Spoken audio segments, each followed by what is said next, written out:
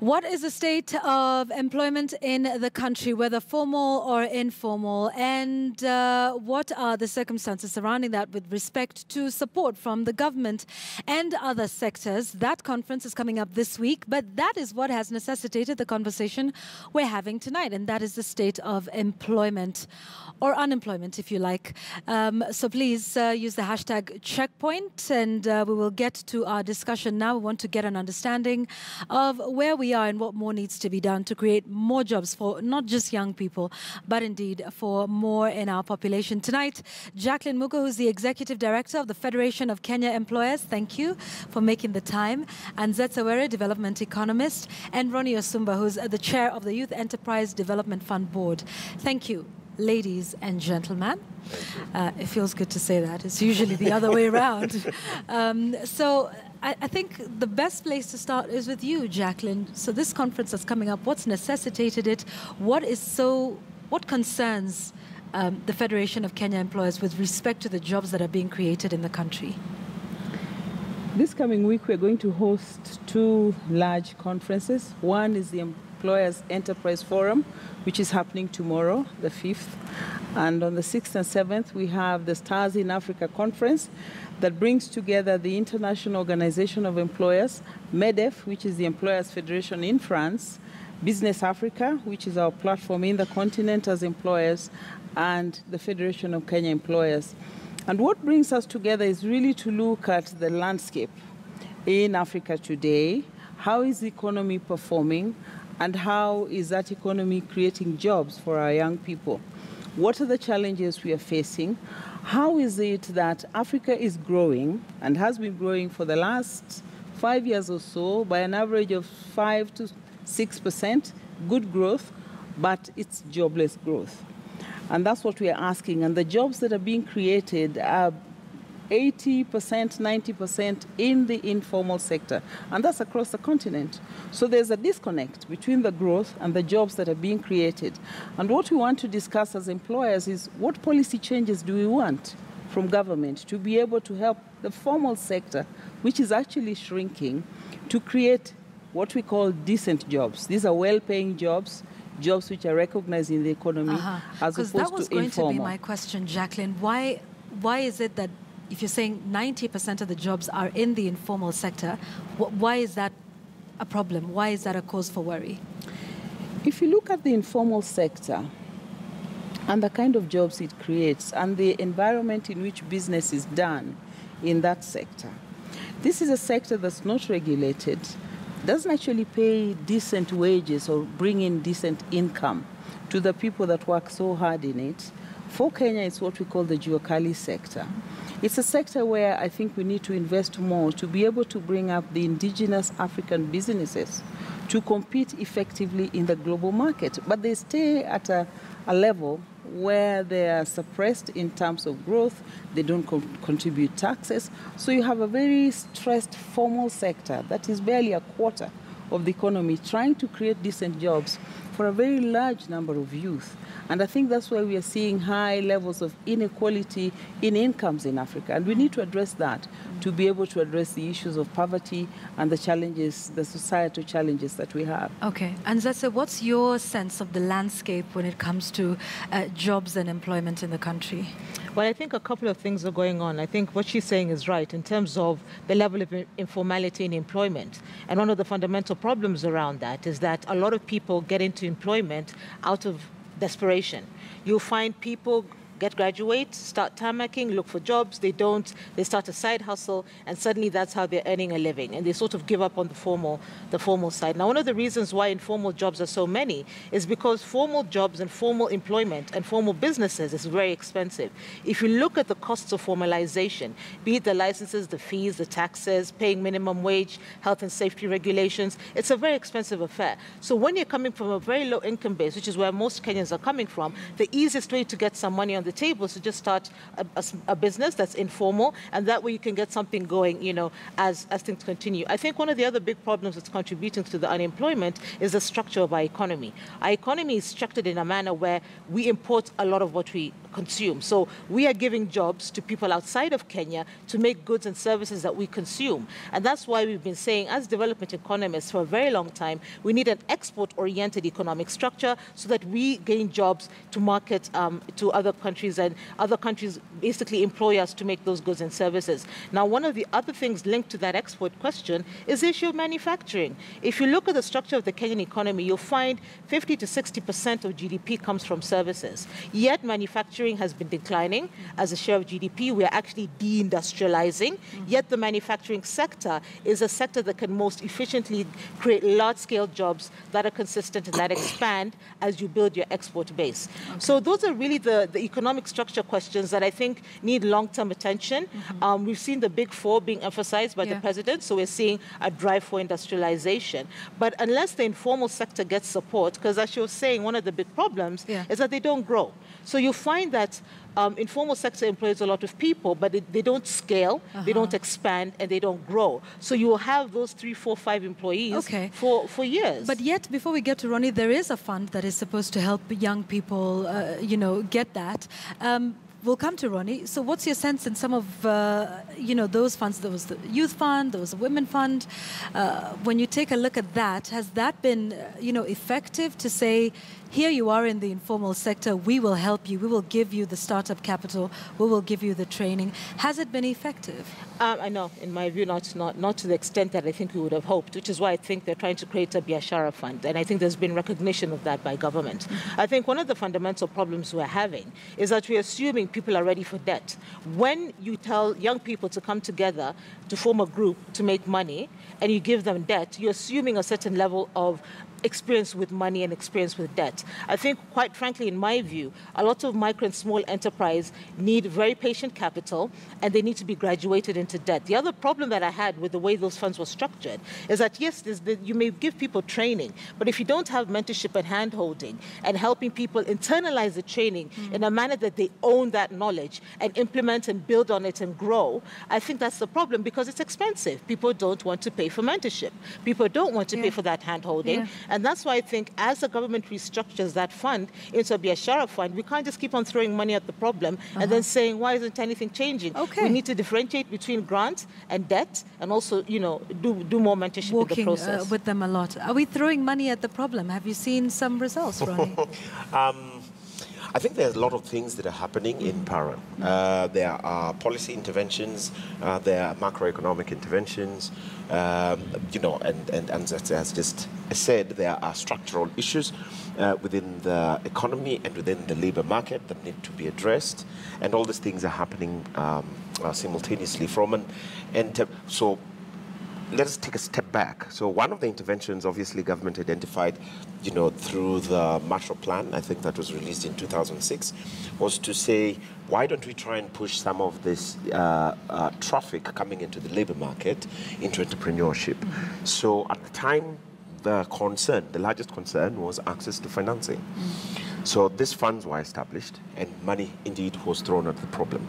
But what we have failed to interpret well is the mandate of the funds. Actually, a lot of these funds are properly defined in terms of the intervention. So it's not just throwing money at the fund, at the problem. There are business support and development services. There are market linkage issues. There's provision of brick and mortar for young people, cheap, accessible, and driving literally market dynamics.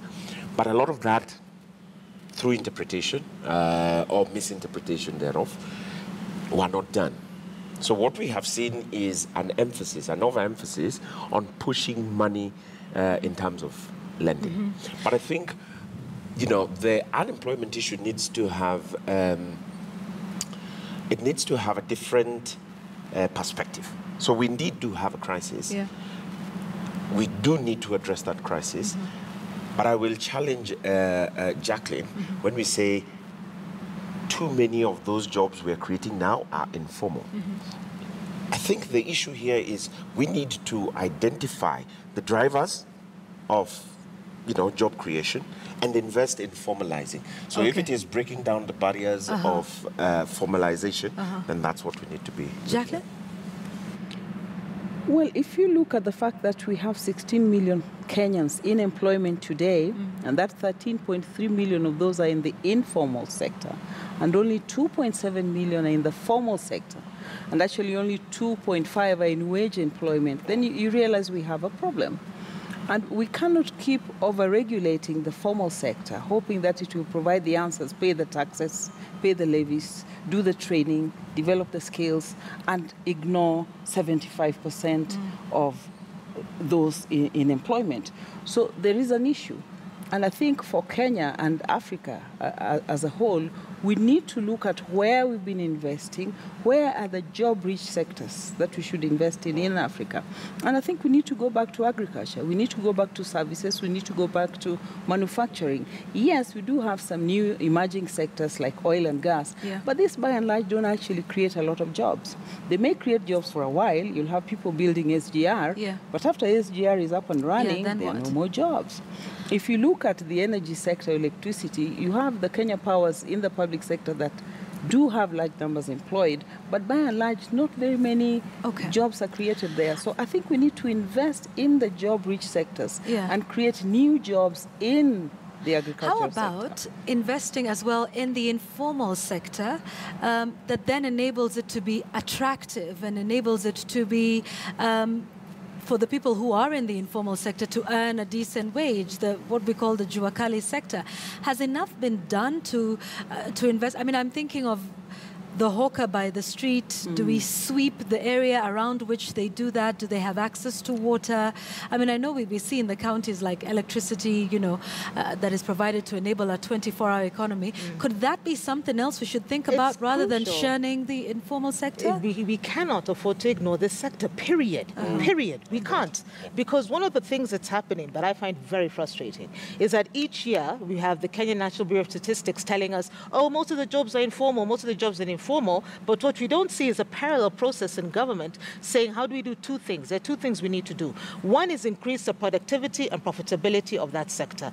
Guys need to make more money, okay? So the way you do that is by funding them, yes, but having a whole bouquet of services around them, an ecosystem, an incubation system. And the thing is also the informal economy is that they're organized. You don't have to go very far. These guys have associations, they have membership with SACCOs. There are ways that they've already organized themselves that you can really tap into quite easily and mobilize that. But I think one of the problems we've had is government trying to reinvent everything and trying to create these things that are separate from the structure that the informal economy has. So that's one thing. I think the other thing that I have a problem with is the idea that we must get the informal sector to become formal so that we can tax them. No.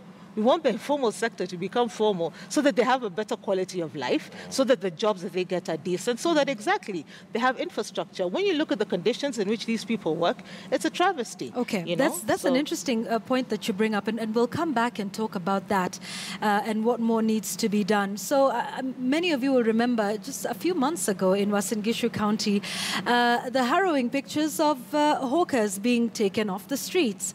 We spoke to our reporter Elvis Koske just a short while ago on, you know, what's happening with the informal sector in Uasin Gishu County and why this is becoming an issue of concern even when it comes to the issue of security watch. Thank you very much, Yvonne. Section of Uasin Gishu County residents now want the county government of Uasin Gishu to initiate tough and innovative measures that will help to employ thousands of youths who are rendered jobless following the county crackdown on hawkers here in Uasin Gishu. But let's just listen in to what the residents had to say earlier in the day. Ameenda kwa nyumba, amelala, juu ukienda hata kupumzika mpaka saa 3 unaporwa. Juu wakora wamekuwa wengi, watu wengi wamekosa kazi. Sana sana mavijana kwa kila garages, vile tunafanya garage hapa chini Pioneer. Tunafukuzwa na hatujui mahali penye tutaenda na tuko jua kali na tegemeo yetu ni jua kali. Mimi ni mwadhiriwa mkubwa sana. Nilikuwa nimeandika vijana karibu zaidi ya 5. Na sasa una expect saizi wanaenda wapi kama hatuna kazi? Mimi bosi wao sina kazi, au wameenda wapi? Hao ndio next wanakuja kutuiba. Saizi sina job.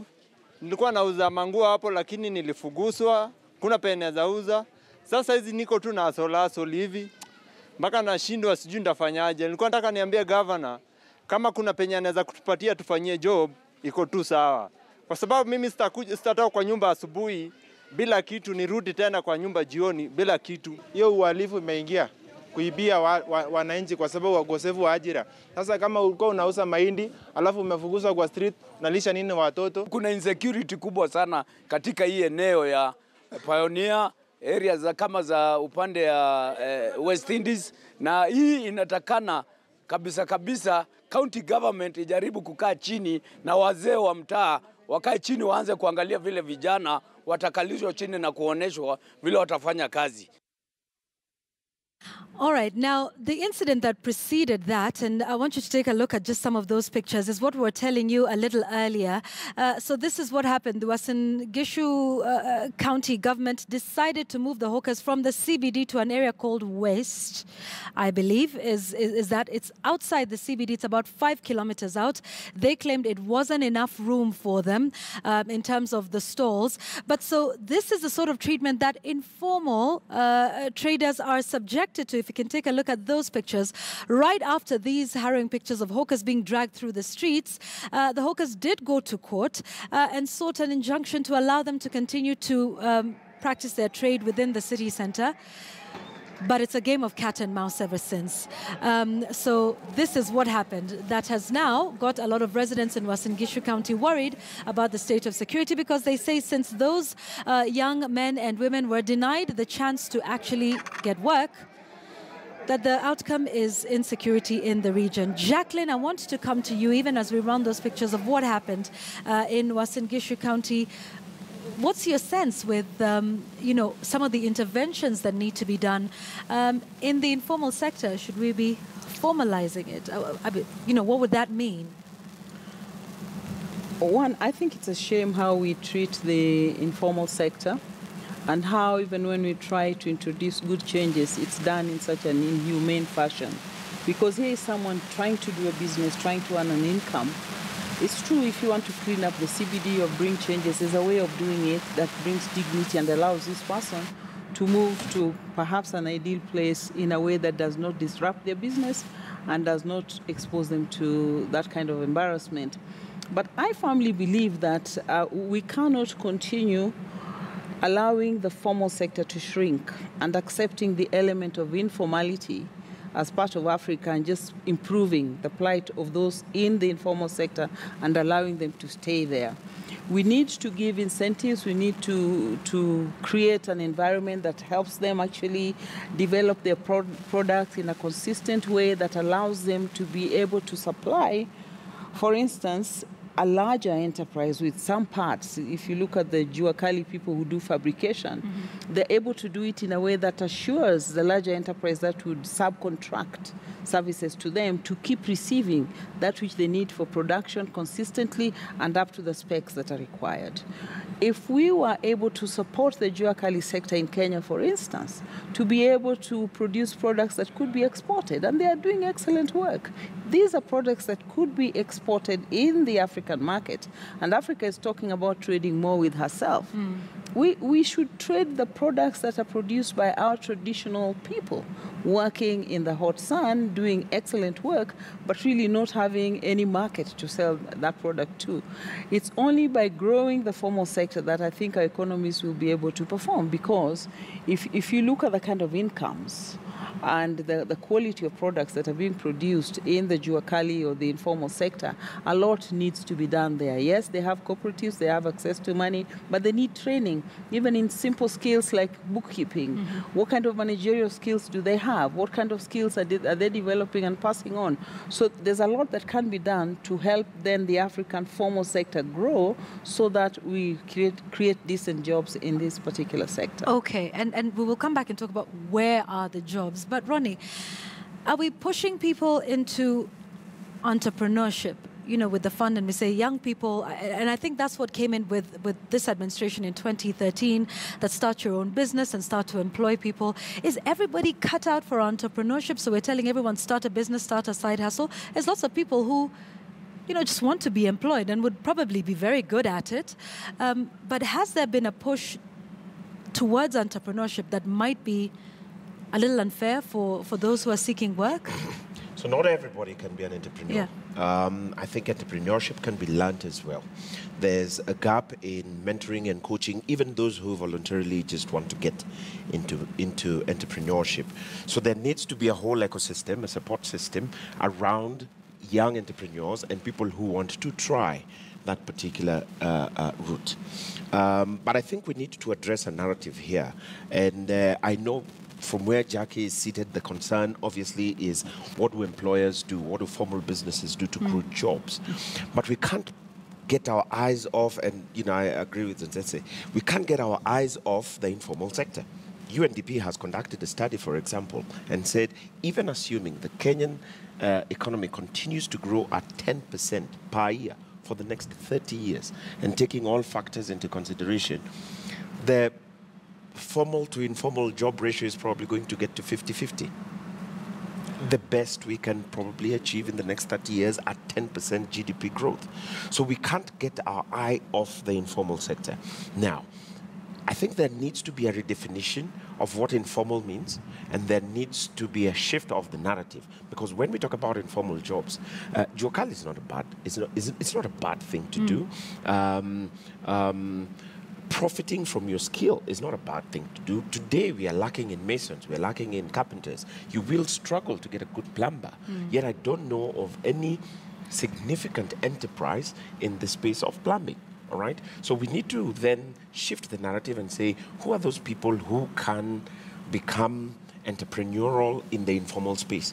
And then how do we encourage them to employ 2, 3, 4 other people? But it has to be lucrative. Like I have to absolutely want to be able to make money and live the good life. It can be done. The Big Four is there. Okay. Actually, so that's what good. it's about. Can we integrate them into that strategy? Yes. I want us to take a break because we'll come back and talk about that and where we go from here and what are some of the solutions that we are seeking, including some of the interventions by government. We'll be talking about what Jubilee's promise has been in 2017 for the next 5 years.